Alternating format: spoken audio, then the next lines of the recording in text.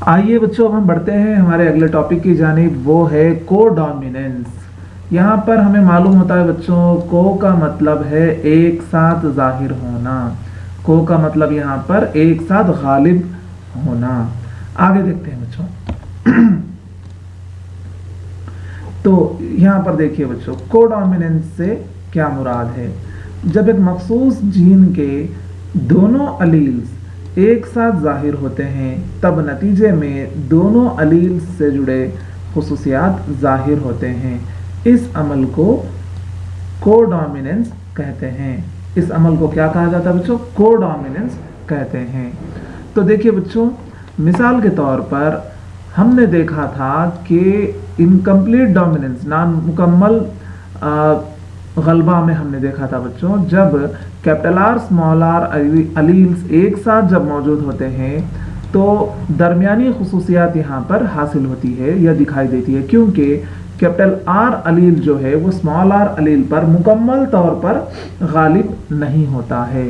इस वजह से दरमियानी खुसूसियात हासिल होती है। लेकिन यहाँ पर अगर हम देखेंगे बच्चों, तो यहाँ पर इस क्रॉस के जरिए हम समझ सकते हैं कि कोडोमिनेंस क्या है। तो आइए देखते हैं बच्चों। इंसानी नर और इंसानी मादा के दरमियान जब शादी होती है, जिनका ब्लड ग्रुप है, इंसानी नर का ब्लड ग्रुप है ए और इंसानी मादा का, ह्यूमन फीमेल का ब्लड ग्रुप है बी। इनके जीनोटाइप्स देखिए बच्चों, आई ए जीनोटाइप, आई ए, ठीक है। इसी तरह यहाँ पर देखिए आई बी और आई बी जीनोटाइप है बच्चों।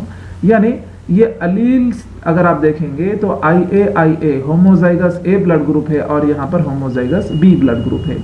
तो जुआजे जब आप देखेंगे तो नर से आई ए अलील वाला जुआज आता है और मादा से आई बी वाला जुआज आता है। ये दोनों जुआजें जुड़ने की वजह से नतीजे में आई ए आई बी ये जीनोटाइप बन रहा है बच्चों। पहली नस्ल में, F1 नस्ल में जो नतीजे में ब्लड ग्रुप बन रहा है बच्चों, वो ए बी ब्लड ग्रुप बन रहा है।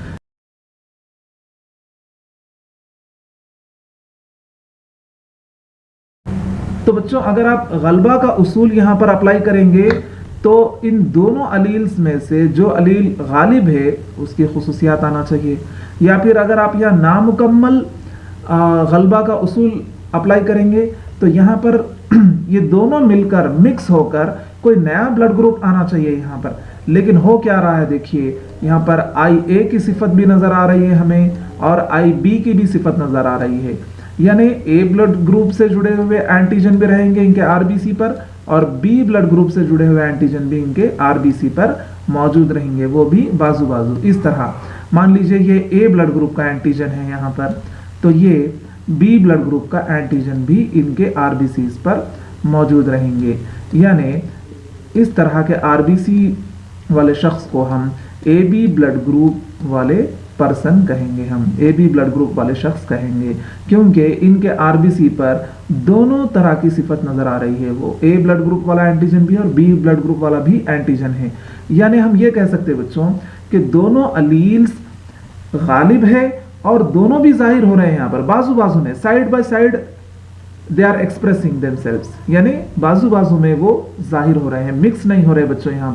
यहाँ पर ए ब्लड ग्रुप की सिफत और बी ब्लड ग्रुप की सिफत ये अलग अलग बाजू बाजू में जाहिर हो रही है।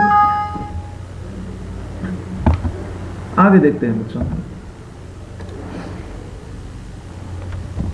देखिए, जब ये F1 नस्ल को जब उन्हीं तरह के ब्लड ग्रुप वालों से शादी की जाती है, यानी ए बी ब्लड ग्रुप वाले शख्स की शादी दूसरे ए बी ब्लड ग्रुप वाले शख्स से की जाती है, यानी यहाँ पर जीनोटाइप आई ए आई बी वालों की शादी आई ए आई बी से जब होती है, तो नतीजे में यहाँ पर एक शख्स से आई ए आई बी अलील्स हासिल होते हैं और दूसरे शख्स से आई ए आई बी अलील्स हमें हासिल होते हैं। तो ये अलील्स वाले जुआजें जब एक दूसरे से जुड़ते हैं बच्चों, तो 4 कॉम्बिनेशंस यहाँ बनते हैं, जिनमें से 25% जो है ए ब्लड ग्रुप वाले शख्स होते हैं, 25%, और बाकी के 25% जो है वो बी ब्लड ग्रुप वाले शख्स होते हैं और बाकी के 50% जो है वो ए बी ब्लड ग्रुप वाले होते हैं।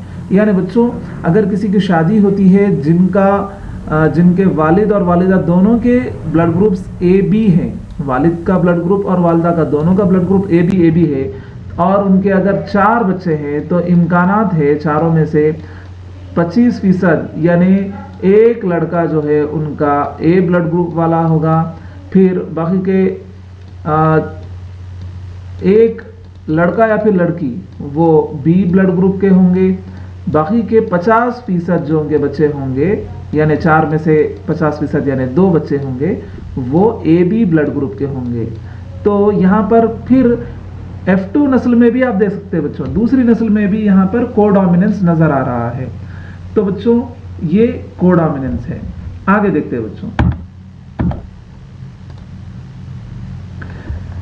फिर एक अहम बात है बच्चों यहाँ पर कि कोडोमिनेंस में अगर आप दूसरी नस्ल पर गौर करेंगे,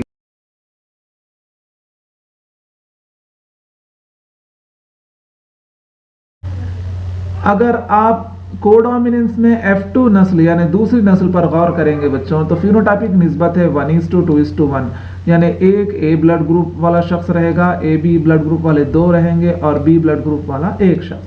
इसी तरह जीनोटाइपिक निस्बत भी अगर आप देखेंगे, IA वाले शख्स एक रहेंगे, IB वाले 2 रहेंगे और IB वाले एक शख्स रहेंगे। तो इस तरह कोडोमिनेंस में भी इनकम्प्लीट डोमिनेंस की तरह फिनोटाइपिक और जीनोटाइपिक निस्बत वो एकसा होती है, सेम होती है 1:2:1। शुक्रिया।